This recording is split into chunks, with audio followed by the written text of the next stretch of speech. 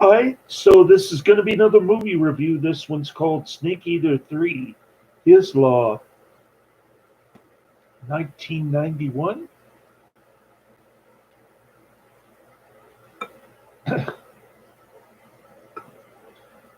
Karate Man's probably going to make me change it to 1992 for the same reasons we mentioned. The production was in 1991 and the release from 1992. So we're going by the Tubi, not the theatrical release in Canada. This is going to be another Canucks exploitation flick.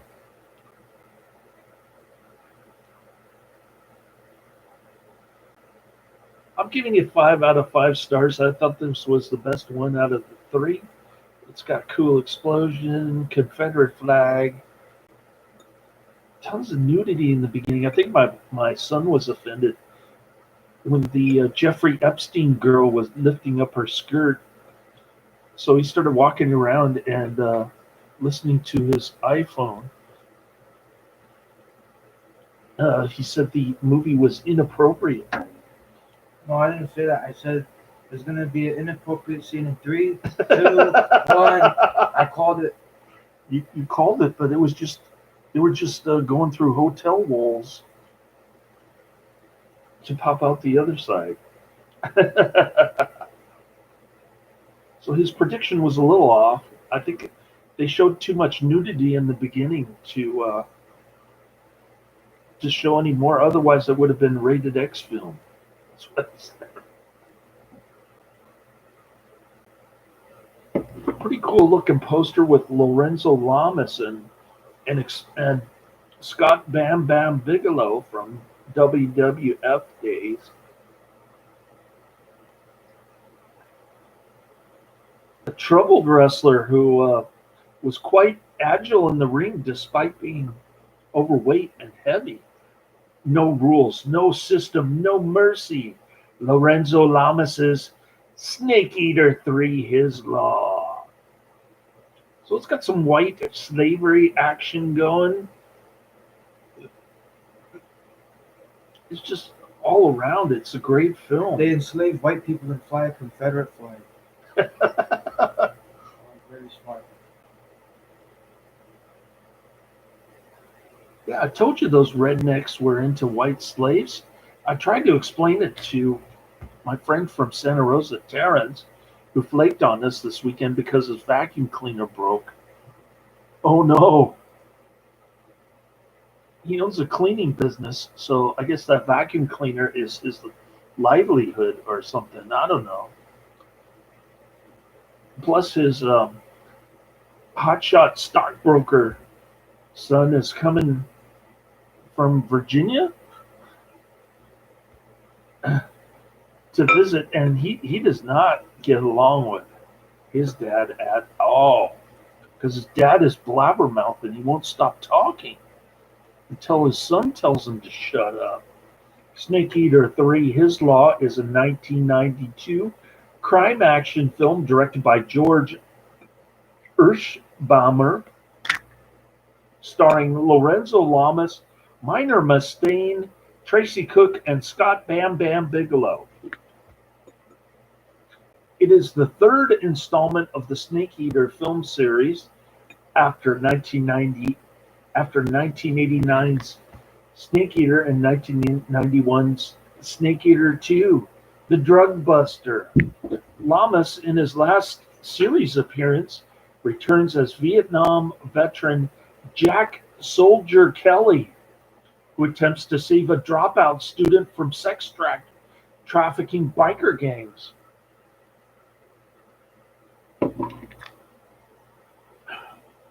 So I guess one of the Jeffrey Epstein girls escaped, and she joined a biker gang. Jack Soldier Kelly received a phone call from the Molsons, a couple who heard about him on the news for being a dirty, hairy type cop. Shoot first, ask questions later.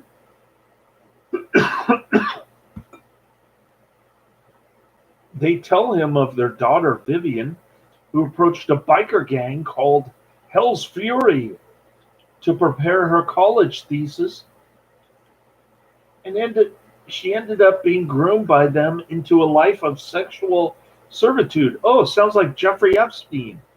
Kelly enlists the help of an old friend, fellow biker turned private investigator, a cowboy. We like Cowboy. He's pretty cool. He's kind of a older 18 kind of guy, like a George Papard to Lorenzo Lamas kind of partnership. They get information about the gang from a stripper named Fran. Of course, it had to have a strip bar in this movie. It's a Lorenzo Lamas film, so it has to be like a Steven Seagal ripoff with a strip bar. The ex-girlfriend, Fran is the ex-girlfriend of a prominent Hell's Fury henchman, the Brutal Goose. Potty mouth Scott Bam Bam Bigelow plays the Goose.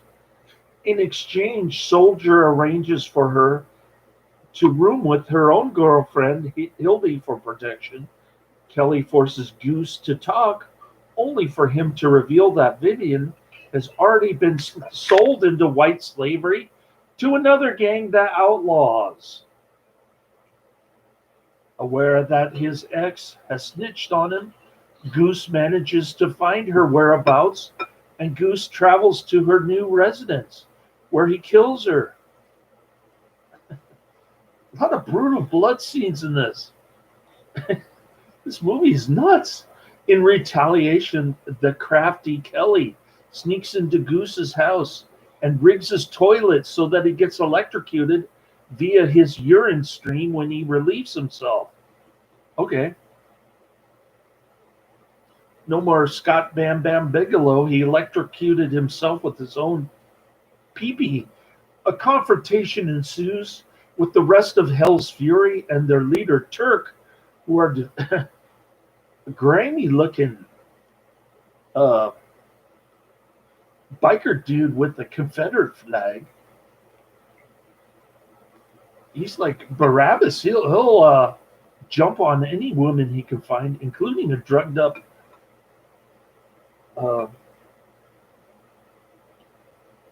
Jeffrey Epstein expat. The Hell's Fury and their leader Turk are defeated, leaving Soldier and Cowboy to go after the Outlaws.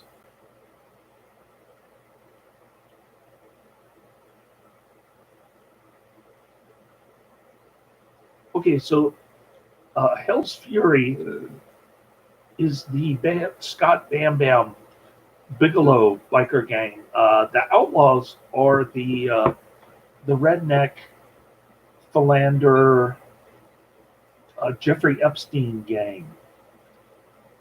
I just got the two biker gangs mixed up. Sorry about that. Soldier modifies a truck with a snowplow blade, and although vastly outnumbered, they launch their final assault on the group's headquarters, including it, but not limited to, an awesome explosion at the end. I guess that's the reason for the DVD cover with Lorenzo Lamas, Snake Eater 3, His Law, Scott Bam Bam Bigelow, the explosion. But there's a skyscraper skyline in the background, indicating that they're fighting in a major metropolitan city, maybe Toronto. No rules, no system, no mercy. Don't mess with Lorenzo Lamas. He's got a snowplow. Franchise owners Cinepex opened negotiations with Lamas for a third Snake Eater. At a time, they exercised their option for the second film in late 1988. However, the actor had to wait much longer than he expected for it to get made, likely due to a judicial battle that delayed the release of the first sequel, which wasn't that great. Snake Eater 3 originated as an adoption of Rafferty's Rules, the first book in the Rafferty series of crime novels by Australian-based U.S. author W. Glenn Duncan, whose rights had been acquired from Duncan's literary agency, Curtis Brown. Duncan had no involvement after that, as he harbored no illusion of maintaining creative control against the film production machine, and he saw this sale purely as a money play. The script was later reworked into a Soldier Kelly adventure, although most other characters remain, and Duncan's estate found that the screenplay stuck reasonably close to its inspiration. There was a third feature debut of actress Tracy Cook, who went on to greater acclaim on television. Cook later remembered the picture as a pretty poorly done, but hey, it was fun, adding that although it featured her only on-screen nudity to date, actually it was quite a respectable role, and I still don't have a problem with it. Similar to the first movie's inclusion of celebrities Ronnie Hawkins and Larry Zonka in supporting roles, professional wrestler Scott Bam Bam Bigelow was added as a bit of novelty casting. We like Scott Bam Bam Bigelow's fumbling of the lines. There are no second takes in this movie. Filming was scheduled to start on August 26, 1991, and it stretched into late September. Like the previous sequel, it was shot in Montreal, Quebec, the historic home of production company Cinepix. So I said Toronto, I was mistaken. It was actually Montreal, home of the other Canadian baseball team from this time. The budget was estimated at 4.2 million Canadian dollars, the highest in the series, and it shows. The production value is very high in this compared to the previous two.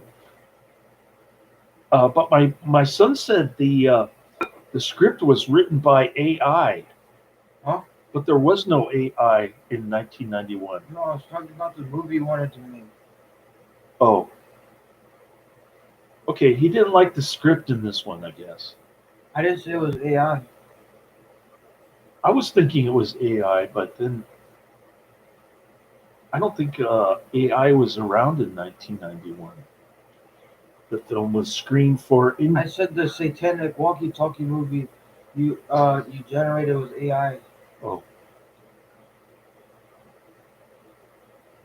Yeah, how come Terrence comes up with an idea for a movie? He wants to spend $200,000. I can do it for $3,000. Huh? How come Terrence comes up with an idea for a movie? He wants to spend $200,000 of my money when I could do it for $3,000, and then I never hear from him again after I bring it up to Father Konopik, who is not amused. I don't know. He's like, whatever. He's never going to mention it again, I bet you. He comes up with the crazy ideas, and he never follows through. He said he was going to rename his business to some stupid. Talk about this later. Whatever. Okay. The film was screened for industry professionals at the 1992 U.S. film market on March 3rd, 1992, in association with Movie Stone Entertainment, a U.S. independent that frequently dealt with Canadian producers. According to producer John Dunning, Snake Eater 3 was the first Canucksploitation picture sold for general release in China. China. Paramount Pictures, which acquired the film's U.S. video rights, projected sales of 20 to 20,000 units. Oh, did I mention this is going to be another Karate Man recommendation. In Canada, Snake Eater 3 debuted in Cinepix's hometown of Montreal on August 21st, 1992, both in an English version and a French version named El Indomptable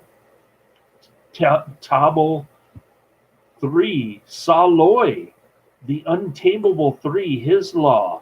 It was later seen in the capital of Ottawa, starting on September 18, 1992, also via Cinepix Famous Players distribution. So this was not a straight-to-video,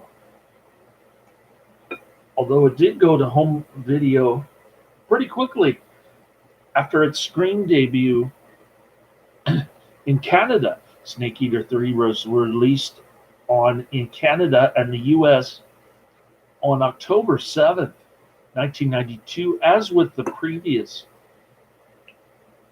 sequel, the tape was distributed by Cinepix, sister company C/FP Video in Canada, and by Paramount Home Video in the US. The beginning first 5 seconds are Paramount on Tubi. I posted the link to Tubi and the link to the trailer in the description. Distributed by Cinepix Famous Players in Canada and Paramount Pictures in the US. Release dates August 21st, 1992 in Canada and October 7th, 1992, a home video release in the US. Running time 91 minutes, country Canada, language English, and a budget of Canadian $4.2 million, or I should say 4.2 million Canadian dollars, sorry, which was a lot of money back in 1991 or 1992, if we're talking about production date or release date. I'm sure Karate Man's going to tell me to correct the video description here from 1991 production date to the 1992 release date. Scripps Howard columnist Mike Pearson, who had called the original a guilty pleasure, took a much sterner stance towards the third installment, writing, "I'm trying to figure out if the people that made Snake Eater 3 are brain damaged or if that's their target audience. Good question. This is one of those so bad that it's good type movies, for sure." He deemed the film mindlessly violent and shamelessly stupid. I think that was my son's criticism with the script. It was a really stupid script written by a third-year-old, a 3-year-old. Oh, 3-year-olds can't write. How about 7-year-old? All right. The Motion Picture Annual wrote that the law of diminishing returns is clearly in evidence in this third installment of the Canadian-made Canucksploitation Snake Eater series, and despite its being adopted from novel, complained that the film was so little plot that Vivian runs away twice, and that the film's motel set piece seemed lifted from a similar one in Near Dark.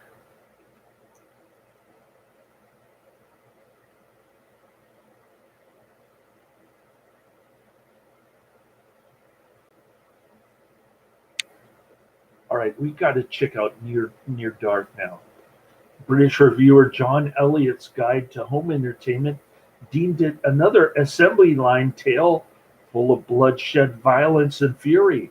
Commenting on the wider video release, the Canadian Press's Christopher Johnson assessed the film delivers exactly what renters expect, advising that the fight scenes are not for the squeamish, but viewers will find some welcome comic relief. The exploitation-friendly Joe Bob report, whose publisher, the immortal Joe Bob Briggs, featured the series several times on his drive-in theater show, was again one of the film's few apologists. Although one member of the newsletter's review committee called the film a predictable, low-budget, Dirty Harry type film, the majority found it to be better than average sequel and the best Snake Eater yet. That's what I'm saying. I agree with Joe Bob, with great, good pace, interesting plot, and humor. We like Cowboy in this one. However, the very weak sidekick played by Minor Mustaine was widely criticized. Oh, come on. We like Cowboy mumbling his lines and making stupid jokes about Great Dane genitals. Cinepex expressed interest in rehiring Lamas for a fourth Snake Eater picture, but following his rise to mainstream stardom with the TV series Renegade, which held me back many months on this channel, thanks to Karate Man, his contractual demands became too high for the Canexploitation Canadian company. Dunning felt that Reno Reigns, Lamas' character on Renegade, was derivative of Jack Soldier Kelly, although Lamas' interest in biker culture predated the creation of either. Hawk's Vengeance, a spin-off film where the character of Jack Kelly, briefly played by Canadian actor Pierre Gendron, gets murdered, was released in 1997. Erschbamer and Lamas went on to re-team on Final Round, which was made in collaboration with longtime production partner Mike Irwin.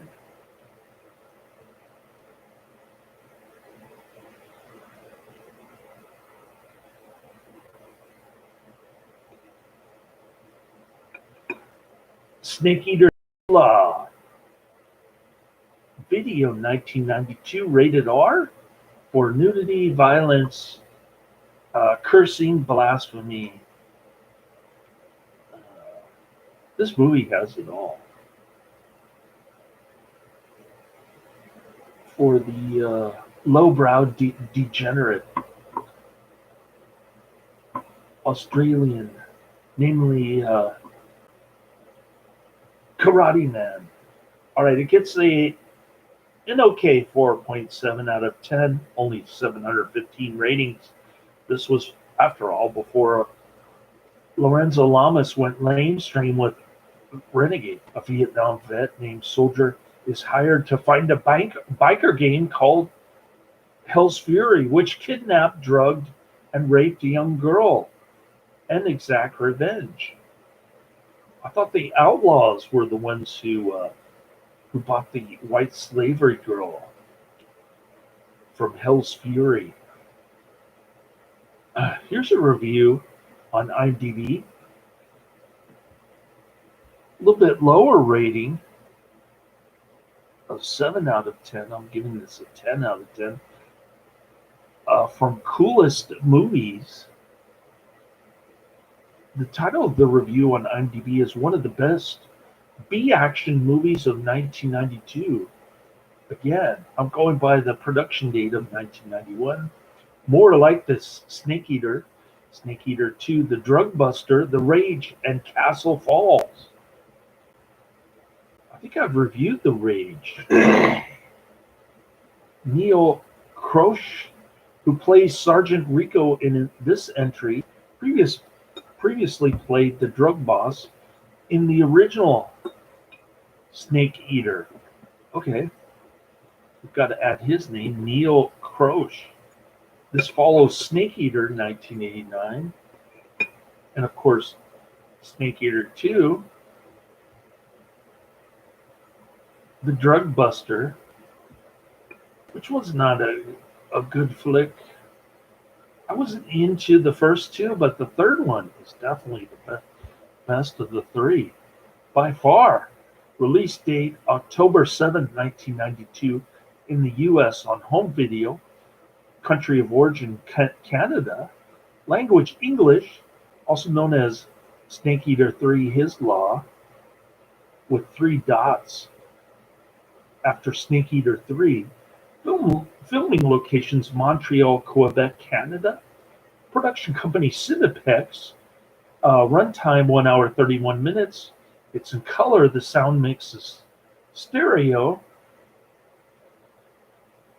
So we've got to check out Castle Falls with Dolph Lundgren and Scott Adkins. The Rage I've already seen and reviewed a long time ago. We've done Snake Buster 2, The Drug Buster, and Snake Eater. But there are a couple movies I mentioned off of Wikipedia that I'm interested in checking out. Now let's do the review and then we'll go down my list. We like to read other people's review to give a little context. This one isn't as highly rated as mine, but here we go. This is from Coolest Movies, dated February 11th, 2023. So a more recent review from IMDb. This review was written in 1992 when the movie was a new release on home video, and it was published in the Canadian daily newspaper. And yes, I consciously copied Joe Bob Briggs in my final paragraph back in those days. All right. So although it says 2023 published date, this review comes from 1992. Snake Eater 3, His Law, rated R. Cineglobe video, bikers, broads, breasts, and blowed up buildings. What B movies are all about. We forgot about beasts. All right. While I can't compare this killer sequel to its predecessors, since I never saw them, you were right for skipping them. I can say that it was one of the best B action comedies of the year. Lorenzo Lamas returns as Jack Soldier Kelly, an irrelevant crime fighter with a twisted modus operandi after getting suspended from the police force for unethically blowing the brains out of a would-be robber. Gee, I wonder where they got that from. That must be a Dirty Harry ripoff. Kelly is hired under the table by a wealthy couple whose daughter, Tracy Hoey, was kidnapped, raped, and severely traumatized by the local biker gang. Her way of greeting Lorenzo Lamas is to lift up her skirt. The subject matter may sound serious. It's used pretty much to give Kelly someone to rescue when he runs out of ammo. This is the kind of guy who barters with a crazed druggie for the rights to kill the hostage, and he stabs another dude's feet to the floor. Scott Bam Bam Bigelow had a knife in his foot. When the bikers, led by the disgustingly fun Goose, Bam Bam Bigelow, abduct the girl again, Kelly teams up with cowboy Minor Mustaine, a pistol-packing wiseacre who's never at a loss for profane insults. Move over, Murtaugh and Riggs. It's time for some new blood with better gags. The final score. These are the drive-in totals from Joe Bob Briggs. 16 body count, dispatched in inventive ways. 5 pop tops, 2 supreme naughty bits, wowie fight scenes, a great opening gag in a diner. Goose and his boys are so bad, they have reserved parking at the local Choke and Puke. Mustaine gets all the best lines. Holly Chester becomes hollow-chested when her boyfriend Goose finds out where Kelly hid her. 3-time Snake Eater director George Erschbamer could head for the big leagues after a couple more flicks like this one. 2023.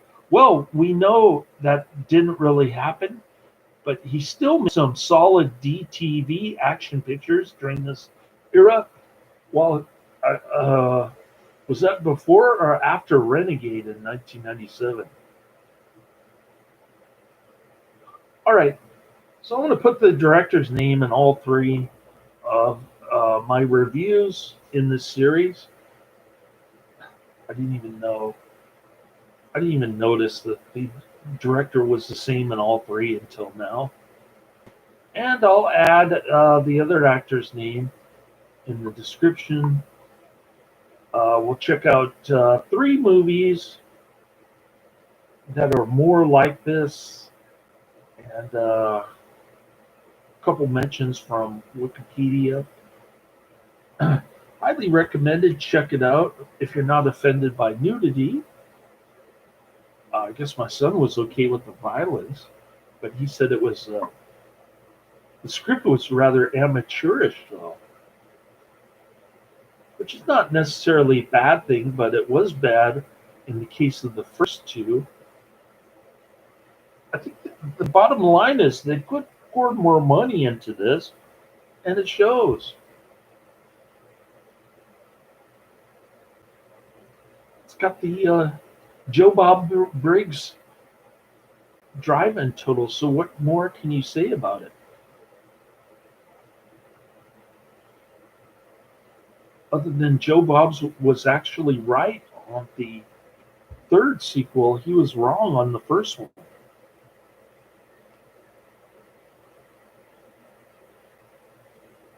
All right, so we're done with the Snake Eater 3 review. Now let's go down, which I haven't updated in a while. In case you're wondering who I'm talking to, my son is here for a staycation in San Francisco. We didn't go to Santa Rosa, to the aforementioned church friend's house. He doesn't like it when I talk about Jeffrey Epstein, because his false idol, the pedophile president Donald J. Trump, who works full-time for that Israeli prime minister dude,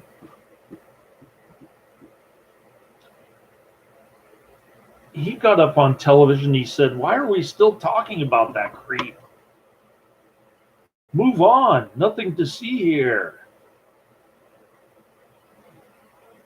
All right. First on my list is Saint Teresa of Avila, 1984 Spanish television show. By the way, this is the 8th and final episode. So I don't know what they're going to show in this one. The 7th episode, she was so old that she fell down the stairs and she broke her arm. All right, second on my list is Ursus in the Valley of the Lions, 1961. Then we've got Padre Pio, Between Heaven and Earth, 2000. Then it's Ministry of Fear, 1994.